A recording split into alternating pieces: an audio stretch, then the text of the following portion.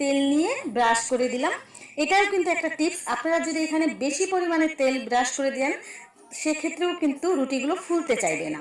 এবার আমি পরিমাণ মতো ডো দিয়ে একটি চামচের সাহায্যে উপর থেকে আলতোভাবে একটু স্প্রেড করে দেবো।